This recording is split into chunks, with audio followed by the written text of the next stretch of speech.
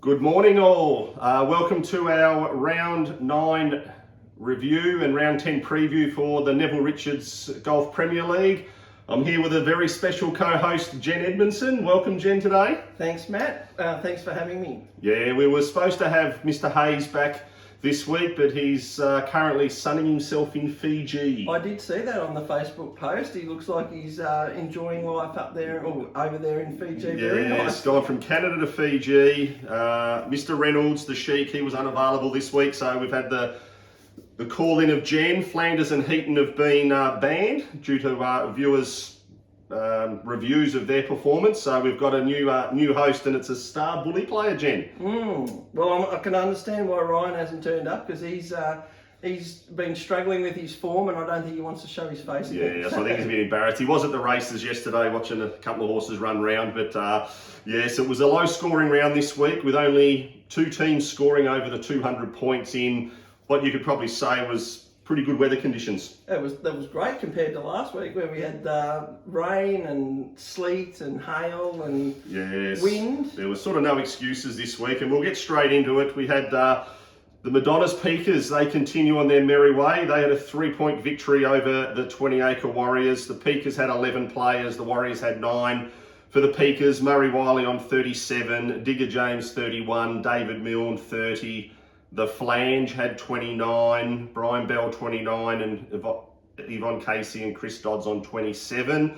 While for the Warriors, their best was Cam O'Keefe. Josh Kent, he turned up. Josh Kent turned up. Played his second game for the season. He had 33.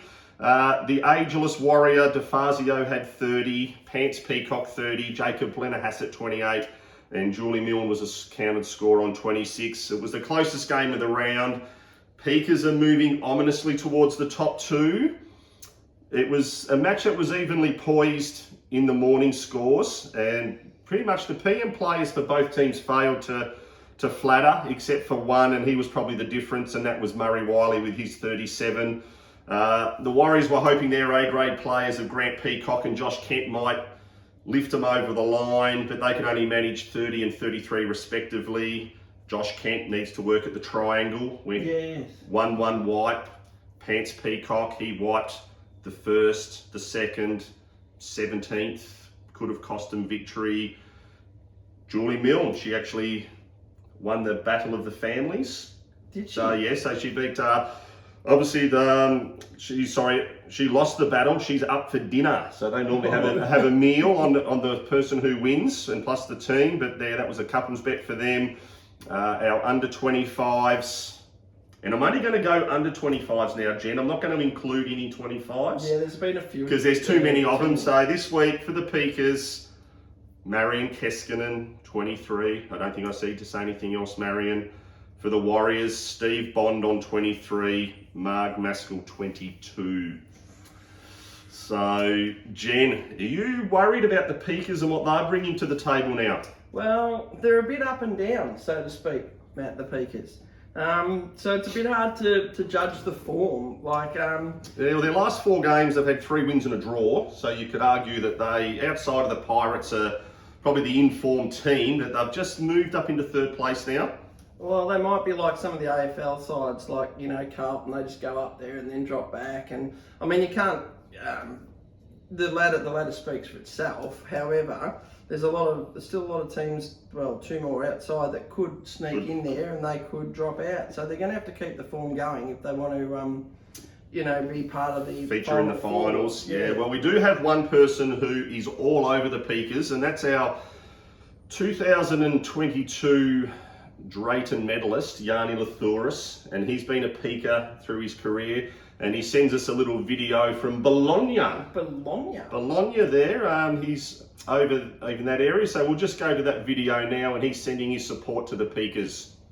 Ciao, buongiorno d'Italia, Bologna. Saying hello from Bologna, Italy. I'm sporting the Portarlington Golf Club here, and I'm wearing the polka dot jersey to represent the King of the Mountains. The Tour de France comes through Bologna today. And it's a hilly stage, and this represents the King of the Mountains, the King of the Peaks, if you will. The Madonna's Peakers, my beloved old team. I'm glad to see they're climbing the ladder. So ciao, g'day, from Europe. Miss you guys. All the best. Doesn't he look good in polka dots, the old Yanni? He does. Good on you, Yanni. He loves it, but he's enjoying himself over there. So we look forward to seeing you when you come back. And yes, I miss you too, Yanni. We'll move into the next game, which was the Hood Road Hookers, and they defeated were the ladder leading Crusaders. Crusaders now have dropped 3 in a row, with the Hookers winning 184 to 176. The Hookers had 10 players. The Crusaders had 9. 9. Bit up from the 4 that they had last week, but wasn't good enough. And a very big slide here from the Crusaders. For the Hookers, they're 2 A graders. Jeff Evans, 35. Matt Davies, 34. Followed by Helen Powell on 31. Kenny Latta, returning from Port Douglas, chimed in with 28. Billy Adams, 28. And Jill Barker, 28. While for the Crusaders, the best that they could put up was Bob Gibbs on a 31. Craig Finnemore, 30, Jeanette Johnson, 30, Cliffy McCorkle, 29. Chris James had another counted score on 28, and the Milkman had 28 as well. So I would say it's massive for the Hookers to keep their chances alive. They still are outside the top 4, but they just have to keep winning. The morning players for the Hookers had the advantage with Jeff and Matt Davies, while the best of the AM for the Crusaders was Gibbsy, Snags and the Milkman and McCorkle. But yeah, the Crusader PM players couldn't do enough to lift their team over the line, with Jeanette Johnson being the best on the 30. While the Hookers, they didn't really need a lot from the afternoon, because those guys in the morning had set the foundation for them. And Jill Barker, when she posted 28, it gave them an 8-point win. For our under 25 scorers, for the Hookers, David Hutton, 23. Not so good, David. And for the Crusaders, the Drayton medalist reigning bagman Peter O'Neill, 23 also. Struggled a bit, Pete. I feel like the Crusaders might be a little bit of the Collingwood of the competition. Well, Jen, I was going to add that to you. Are they gone? They've lost their last 3. And their scoring's been deplorable. Are there cracks appearing? You reckon they're gone? Well, you should never save players. Like last week, obviously, they saved players that put someone on ice, and they shouldn't tinker with the team, as far as I'm concerned. And once you do that, you just lose your mojo and away you've gone. Yeah, well, there is a bit of internal fighting too, like a little behind the back snide remarks about people not turning up. And one in particular has been filthy, because he reckoned he's been holding the team together, and then he misses a week and it all falls to shit. It's not the Milkman. I'm not going to say it's the Milkman, it's but not the Milkman. Yes, he wasn't very happy when they went down last week. It's all right for him to go to Crown and do what he does, but yes, it's 3 in a row. It's going to be hard to come back when they play this coming week, and we'll get to that a little bit later on. We'll now go into your team, Jen. The Bullies, 212, defeated the Tornadoes, 190. Your team had all 13 players, and the Tornadoes had all 12. So both teams really well represented there. For the Tornadoes, and this match here had 2 massive scores. So for the Tornadoes, we'll start from low score and work backwards. That it was 27 was counted for the Tornadoes on Stewie Madden and Norma Vogel. Warren Stevenson, 28, Alan Kerry, 28, Andy Wooten, 30, Collies Bell, 34, but then Sean Ward came in with 43. And you would normally think with a 43 that's good enough to get your team to victory, but the Tornadoes playing partners didn't help him out as well as what the Bullies players did. And with them, we had Sean Rodwell on 31. Welcome back to the 30s, Sean. Stewie Anderson, 32, Jackie Rowe, 35, Bill Archer, 35, Cuz Stevens, 36, and then the best score for the Bullies and the winner of the Travis Matthew Polos is yourself, Jen. Isn't that? 43. Thank you so much. I've been looking to try and get a shirt for a number of years now, and yeah, finally got it. But I was concerned because Cuz, I played with Cuz, and he kept telling me that Sean's this, Sean's that. He knew that, I was having a reasonable game too. So it came down to the last hole. Yeah, so I've got a little bit of data on this too. So, as I said, a big win for last year's champions to put themselves back into premiership contention. As you can see with the 2 massive scores, You beat the Sword on a countback, which is obviously on the holes 10 to 18. So the Sword, he had 22 points on the back nine. Good score. He had birdies. He had 4 birdies for the day, playing off a 18 handicap. He birdied 8, 9, 13 and 17. Hit 2 balls out of bounds on the 14th for a wipe. Ooh. Consolation is, though, that he did win the July medal for the club, which for the men. And then you on the Jen on the back nine, you had 24 points on the back nine. You had 3 birdies yourself on the day on holes 9, 11 and 18, your last hole, which, as you say, got you over the line. 75 off the stick, 1 over par for the ladies. You probably beat your son off the stick. You even beat your husband, but that's not that hard a task to do. But is that your best score ever? That's very close to. I think it will be. It would be my best score ever. Yeah. I actually wasn't. I was just worried about points. I wasn't worried about the actual score. When you told me that I'd had 1 over, that it sort of when it sort of sunk in. So handicap drop. Handicap dropped 2.2, Matt. Oh, really? Big drop. I've done some damage, unfortunately. Well, that's not going to help you in the upcoming rounds, but. Yeah, after yourself and Sword's scores cancelled each other out, the Bullies were too consistent, a bit like last year where you just had a continual glut of players who scored in that sort of 36 to 33 range, which always helps to win a game. For the Tornadoes, their afternoons couldn't bridge the gap, with only Collies Bell returning to form with 34. But yeah, it just wasn't good enough. We go to the under 25s for the Tornadoes. Yvette Pollock, back to her rubbish, 22. Biscuits Arn at 21. And James Finch had 17. Ooh. And that wasn't the worst for the day. But yeah, James, you're better than that. I'm sure that you will be digging into the depths to try and get your form back. While for the Bullies, John Wooten had 23. Now, I was asked by some players to really get stuck into John about his inept performances, but John, I know you're a little bit fragile at the moment, so I'm not going to go too hard, but if you do put another one in like that, I think you might be primed for something else that we know of. And the other poor one was Cooper McMurrich had 16. And that was for 18 holes, not 9. I was going to say, did he have to pull out after 9 or something? No, played the 18. Coops, he's swinging great, hitting it good, but it's just scoring horribly. But Coop, you're better than that, and you've got 5 more rounds of Premier League to redeem yourself. But yeah, big win, Jen. Is this the start of the charge to the finals? Well, we hope so, Matt. And I think, looking at Bill Archer, 35, he's found some form where he was struggling for a few weeks before that. So well done, Bill. And Jackie Rowe, she performed admirably as well. So 35. I was going to say, are there any players in your team that need to pull their weight or need to pull their finger out? Well, I reckon Coop's ready for a big one coming up soon. He's been thereabouts, and as you say, he's striking it really well. Rossi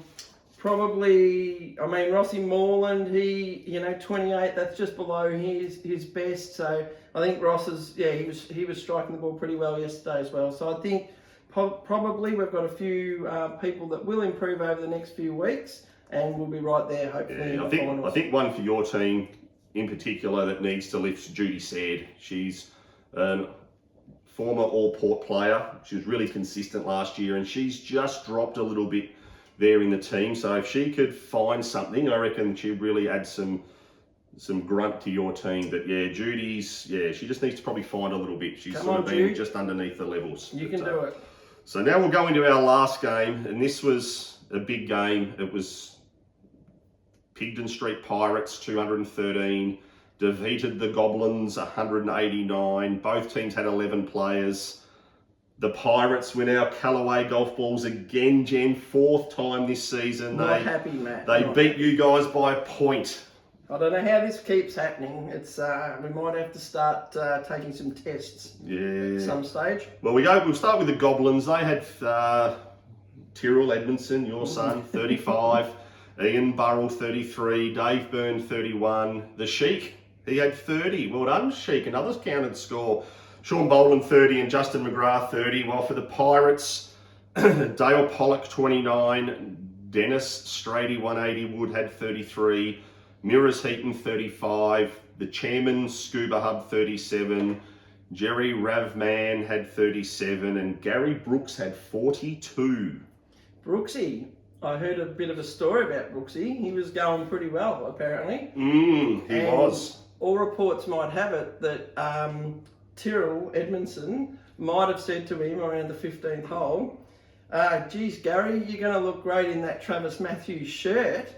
And what did he do, Matt? He went, I think, was it? He dropped a couple. 2, 1, 1, 2. And yeah, the noose might have gone around his neck. That is a massive win for the Pirates, 24 points. It was actually hard to predict how this match was going to end up playing out because the Pirates only had 2 players play in the morning. The Goblins had 5, so it's pretty hard to tell how that's going to look with such a low number in the morning. But the 5 a.m. players for the Goblins, you could say, left a lot to be desired, with Buzz, Byrne, Rhino just scoring above 30, but not much really above that. But the Pirates were just too big, too strong, too consistent. And as I watched the progressive scores coming in, it appeared it was going to be a massacre. Regular contributors of Dennis Wood, Mirrors, the chairman, and Ravman. But then it was the unheralded Pirate. First year Pirate player. You could say probably underappreciated by his teammates. A couple questioned his lack of participation and commitment. He did go and play the Australian Bowls Championship, so he had a reason, but he put his name forward for the event and he paid them back in spades this week. And I think he gave the hierarchy of the Pirates a big up yours. But he did cost himself the Travis Matthews shirt. Let you off the hook, Jen.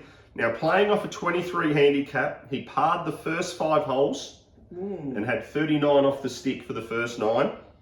26 points. Then his pupper valve started to tighten. He was 29 after 10, 34 after 13, and he was cruising for best score of the day, but a string of double bogeys. Finished with 16 on the back 9 for 42. It was a great effort, Gary. Pity about your finish, though. You do win some golf balls. You miss out on the shirt. The under 25s, Goblins, none of them. None of them? Not one was under 25, and they got beat. Wow. While the Pirates had 3. Manny Golfus, 16. Jimmy Pike, 19. Good first 9, Jimmy. Pity about the rest. And then Lynn Kirby, 24. Now, Lynn was a little bit, how do we say, she wanted to put out there that she's playing under duress with a back injury. She's got a sore back. Sore back. I'm not sure how that occurred. She did tell me it was Pilates, dangerous Pilates, Sue Gregory, Lynn Kirby, but I'm thinking it's more a Paul Kirby incident rather than a Pilates incident. But that's what she told me secretly too, Matt. She said it was Paul, Paul, but I'm going to say it's Pilates. Yeah. P&P. But yeah, Lynn, you put yourself on the park. Your osteo told you not to play for a week. I appreciate the heart and soul that you've done to try and play. And obviously not to the best of your ability, but you're on the course, you're fair game, so you need to lift it. Jen, can anyone beat the Pirates? At the moment, Matt, I've got to say that they are going very, very nicely. But I hope that they don't get ahead of themselves because they do talk the talk a lot. Let's hope they don't stop walking the walk as well. So I think, Scuba Hub and a few of the others, Darren Heaton, they're how good they are. They are chirpy, aren't they? They are very, very chirpy. So just watch out because you can, the tall poppies can be cut down. Yeah, well, the Pirates haven't lost since round 1 when you guys beat them. No, but they always lose in finals, so that's, True. So we'll let them get in there, and then surely to goodness someone can take Knock them them off, yeah. So well, we'll work into the ladder now as we see that come up on the screen. After round 9, starting to take shape, the Pirates appear unstoppable, sitting 1.5 games and a massive percentage clear of the Crusaders and the Peakers. Just on the board early that you can have a stumble like the Crusaders, although they've lost 3 in a row, they're actually still sitting in 2nd place there. While your team Bullies are 4th, half a game clear of the Tornadoes and 1 game clear of the Hookers, but still quite close there. Warriors and Goblins, top 4 chances appear finished with only 5 games to go. Probably the only emphasis they've got is potentially shaping the finals and knocking the ones above them out. While the Goblins are still alive in the Survivor competition. Yeah, so they've still got that to play for from that perspective. And as we touch on the Team Survivor event, we had the Crusaders go out last week.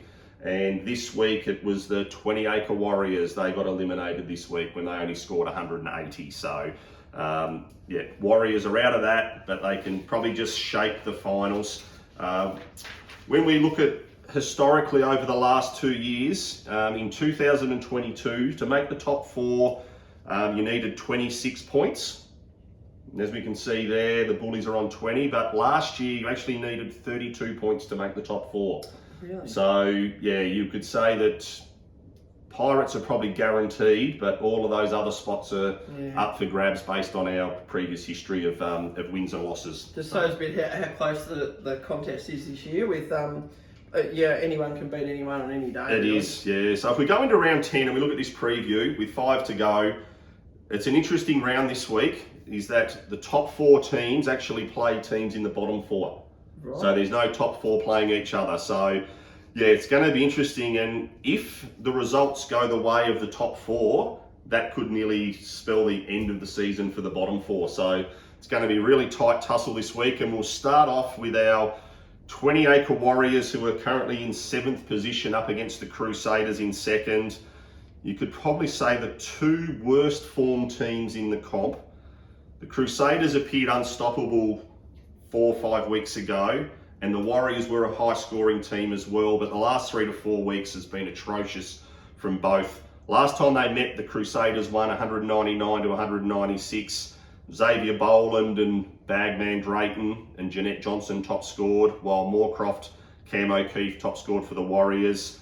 The Crusaders have lost their last 3 games, scoring 202, a defaulted 154 and 176, while the Warriors have lost their last 4 with scores of 176, 171, 155 and 180. That's shocking from a scoring perspective. The Warriors are now the lowest scoring team and nearly have the lowest percentage in the league. You'd think the Crusaders have too much to play for and they need to stop the losing slide. Warriors are really playing for pride. Depending on the results, if Crusaders lose, they could slide out of the 4, and who would have thought that? Warriors would like something out of Marg Maskell, Jacob Blenner-Hassett, hopefully Robbie Moorcroft, Craig Connolly, Ray Lineker and Josh Bowen turn up this week. While the Crusaders could see the return of Nina, Dan Hopgood. They need a lift from Cliffy McCorkle, Stan Maskell, Bobby Gibbs and Snags Finnemore. And Matt, I've got something to say on the Crusaders. Mm-hmm. So I've got a little message for you. Apparently you owe a couple of players an apology. So there's one, Jan Cogger and Jeanette Johnson, who believe that their form has totally been disintegrated by the Premier League, and they are not at all happy. And they said they are requesting an apology from you. I would like to apologise to Jan, Jeanette, and Peter O'Neill. I'm sorry of my assessment last week in that withdrawing due to the weather. Yes, I'm sorry that I slated that it cost your team victory because you didn't turn up. But I don't know. Even if you did turn up last week, you still would have lost because you've been playing shite. So, sorry, harden up. But this Saturday, just gone, Jeanette had 30, so it's a passable score. Jan, you had 25. Pete O'Neill, you had 23. So I apologise for my assessment of you, but I probably stand by it and I'm vindicated by the results of Saturday. So. Sounds like it's sorry, but not sorry. Yeah, correct. And what do you think, Jen, on this one? Match and a tip? Oh, geez, it's going to be a tough one because the Warriors, they can pull out anything, but I actually think the Crusaders are coming back. I think they will regroup and they will actually take the points in this one next week. I hope so, because I couldn't see milk coming out of the milkman's eyes this week if they go down. Now we're going to go into our ladder leaders. The Pirates first, playing the Hookers 6th. The franchise everyone loves to hate, but they keeping on. Last time they met, the Pirates won 199 to 184. Lynn Kirby, Dave Newman, Sue Gregory were top scorers for the Pirates. We obviously won't be having Dave Newman this week. Excuse me, Sue Gregory, will she be back? She's been missing 5 weeks, I think it is now. So hopefully her foot, she was keen to play this week, but couldn't get her shoe on. Oh, whoops. Still a bit swollen. Yeah, still a bit swollen. For the hookers, Ian Francis, he was the top scorer. He was a fill-in though, so he won't be there. And Matty Miles were the top scorers for the hookers. It was a big win by the Pirates last time. The hookers will want revenge. Can they do it? Hookers need to win. Loss could see the end of the season.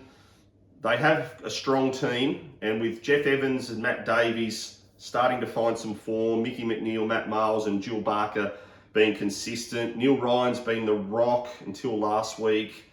They need all of them to be on their game. And as we know with the Pirates, they just keep putting the scores in. Great team, consistent, good culture, play for each other, but they are still a team of flogs. The chairman, give me a break. What team has a chairman? A chairman? In there? They have a chairman. No. They have mirrors. He doesn't stop looking at himself. The next thing I'll hear that Heaton and Scuba Hub are sleeping together. But good luck with that, Wendy. Can just see Darren around at your place. But the Pirates, as much as you hang crap on them, they keep coming back and keep performing.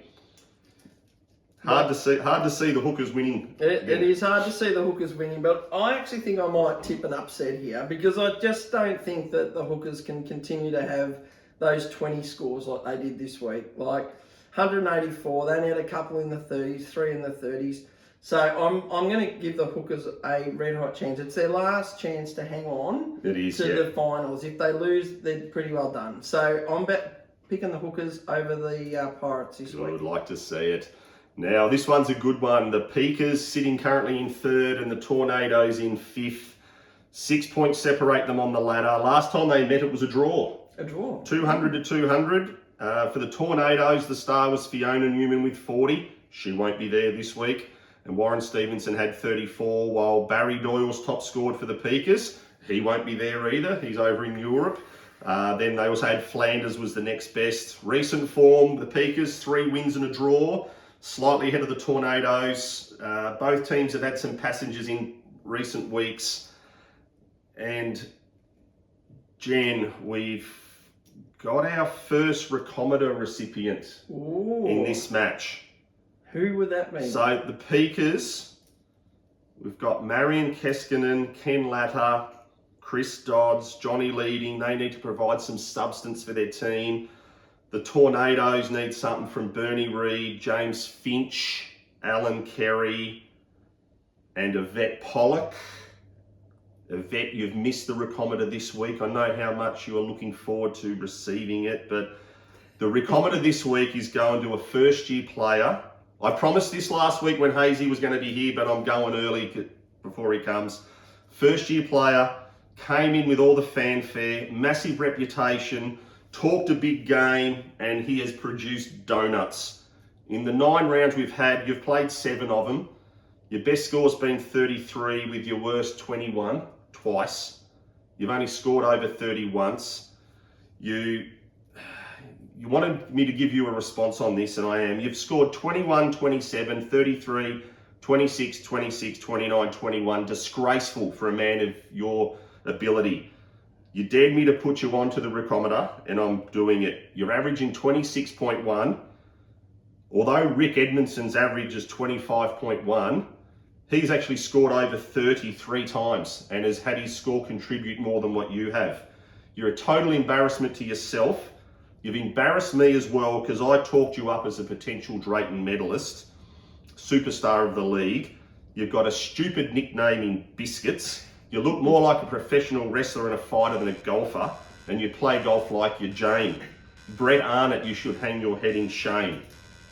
And I'm going for the Peakers. The Peakers.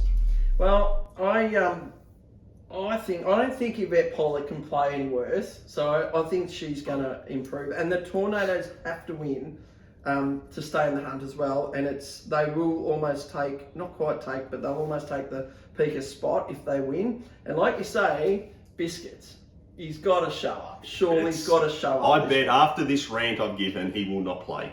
You reckon? I reckon he'll pack his golf clubs up and you'll go and sit in the corner and sniffle. Surely he's not that soft. Probably he's a mate of the milkmans, of course he would be. Okay, well then that explains it. But yeah, with Yvette, she'll come good.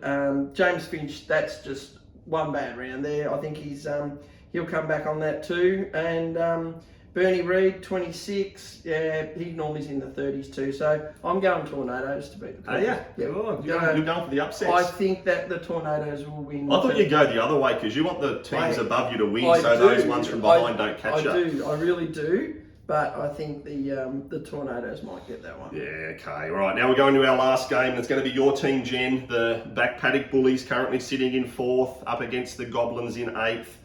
Bullies need to win to keep the race for the top 4. A loss to you guys and a win to the Tornadoes has you switch spots on the ladder. Last time you met, you guys spanked the Goblins 192 to 174.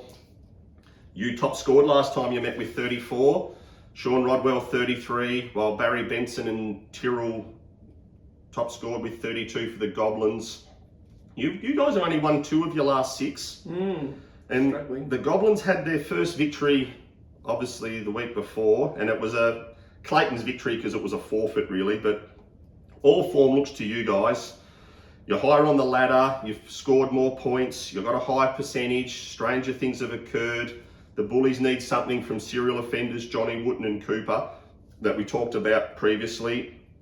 Kev Hudson, Rob Casey, Judy Said, while the Goblins need all of there to dig in and play their best.